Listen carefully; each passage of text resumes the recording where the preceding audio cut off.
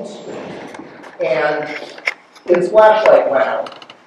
So it's a dark stairwell that he and his partner are in. So he draws his weapon because he has a tack light on his Glock. He's going down the stairwell with this light illuminated on his weapon, sees a guy, startled, hits off a round, and hits a guy in the throat.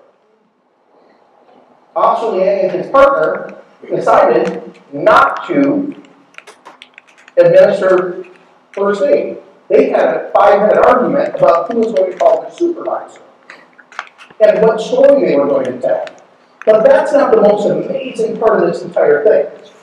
The most amazing part of this thing is when he was convicted, the Chinese community in New York lost their mind. They said, Officer Liang is being scapegoated.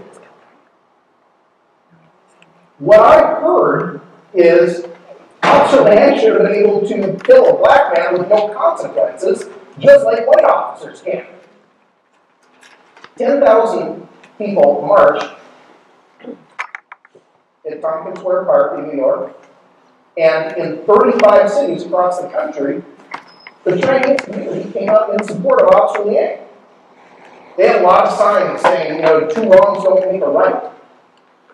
But they had no intellectual curiosity about what the black community was thinking, or what we heard.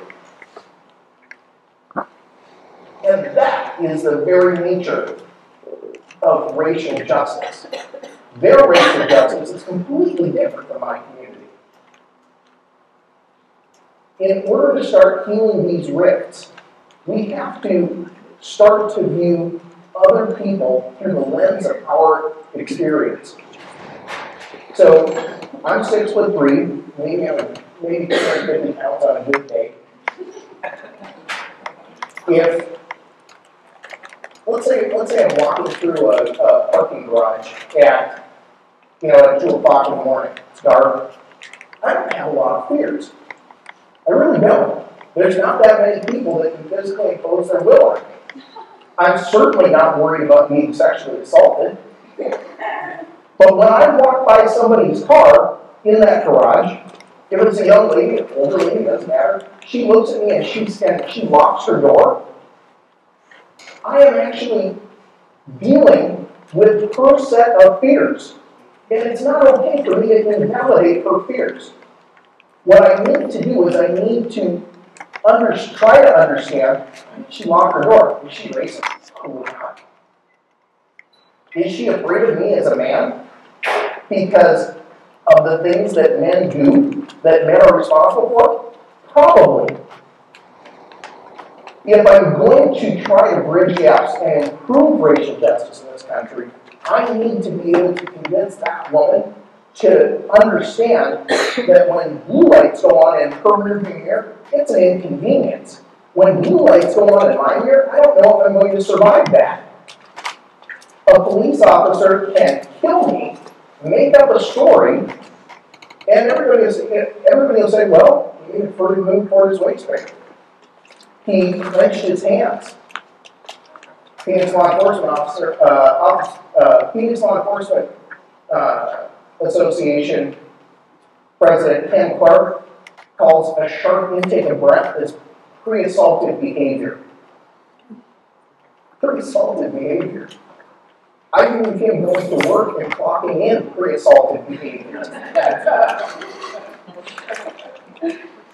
There's a quote famously attributed to W.E.B. Watt that actually is not correct.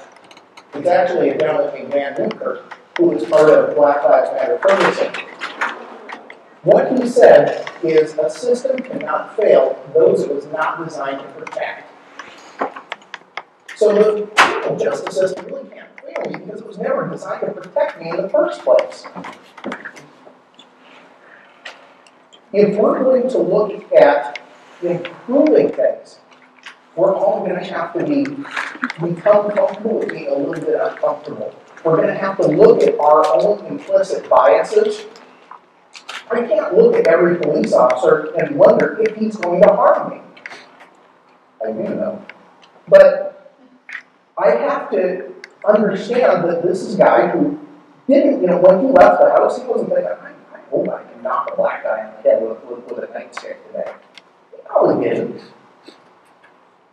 But he's living in a culture that tells him that there's a great danger to police officers. Last year, about roughly 130 police officers died in the line of duty, according to Officer Down Memorial page. Somebody who has an internet connection can check that out. The real number of officers that died in the line of duty, to my way of counting, are the officers that died via felonious assault. There was about 50 of them, talking about officers who died in assaults, stabbings, officers who died in deliberate vehicular assaults, and officers that died by gunshot. Yet the police unions are constantly harping on Black Lives Matter, Black Panthers, but they have no curiosity whatsoever about the cynical commercial proliferation of firearms in this country. There wasn't a single police officer last year beaten to death with the bare hands of an assailant. Not one. There were about 40 police officers who were shot and killed. And most of those people most of the offenders were not white, or were not black. Most of the offenders were white males between the ages of 30 and 55. So how do we start to break these barriers down? And what do we do about law enforcement? How do we make law enforcement understand that they're not dictating policy, they're carrying out the policy of elected officials? When I go to the Phoenix City Council Public Safety Subcommittee, I tell them, I'm not anti-cop, but I don't like the policies that you allow these officers to use. And the law enforcement unions have run amok. There was a blog post about a week and a half ago written by Ken Crane, the president of the Phoenix Law Enforcement Officers Association, that took the NFL to task for Beyonce's performance. I had a conversation with him. I called him and I said, you've made a lot of hate out of maligning Black Lives Matter, and you really don't know any blacks. He goes, well, I know several black officers. Good for you. But that isn't a representative sampling of the population. And I told him, you really are not culturally competent to listen to the lyrics of this song and understand that Beyonce is not talking to you. Beyonce is really talking to other black women. But you're so used to everything being about you as a white male, imposing your will on everybody else, that it's inconceivable to you that it wasn't about you. And his response is, well, what about when, what about if the Ku Klux Klan wants to have a halftime show? And I said, well, I've never once heard you or any other law enforcement agency bridle at the notion of being asked to protect them and to protect their First Amendment rights. But when it comes to Black Lives Matter, you had a sergeant in St. Paul, Minnesota, who was actually fired because he was posting on social media that if Black Lives Matter were blocking people, they should just run them over. Somebody in here earlier said, Black Lives Matter doesn't mean all other lives don't matter. We're just talking about the black ones right now. And once we have this conversation and we get this set, then we can start talking about it. It doesn't mean that Latinos don't matter. It doesn't mean that LGBT people don't matter. I believe in intersectionality. But I have enough bandwidth to talk about all these about everybody. But right now, blacks, Native American women, oddly enough, Native American women are the most prosecuted subset of our society. It is absolutely amazing at the number of Native American women that go to jail. And often, those assaults that they're prosecuted for, as I folks mentioned earlier, is for defending themselves against assault. And I'm counting on Jen to tell me how much time I have when you wind up. We, as a society, have a lot of power. The people in this room have the ability to go out and talk to others. And by talking to others, when you hear these critical errors of thinking, people denigrating Black Lives Matter, people denigrating Mexicans, you have a responsibility to say, hold up just a second. Do you understand what you're talking about?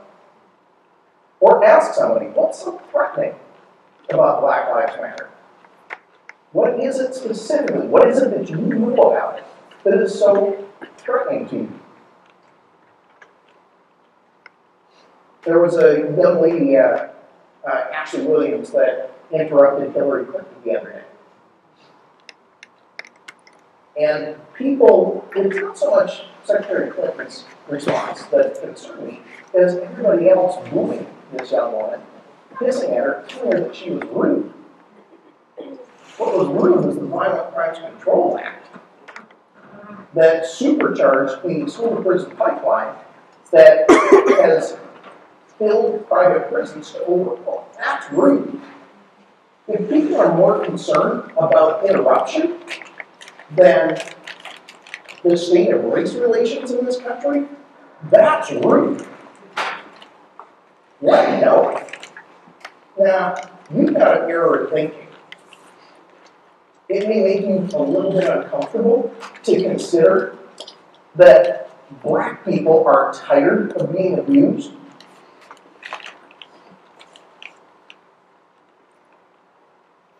As we look for different individual ways that we can push the envelope a little bit,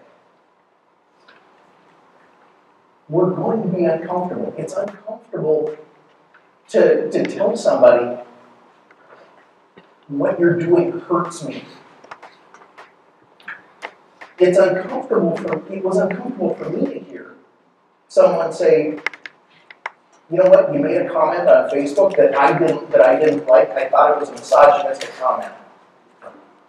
I had to internalize and think about what I'd said, and then I had to go back to that person and say, you know what? I tried to do this you're right. It was. And then we can move past that. And it's a growing experience, but the reflexive defensiveness that's sort of built into us, because we're really wedded to our way of thinking. And when somebody challenges that thinking, it's painful.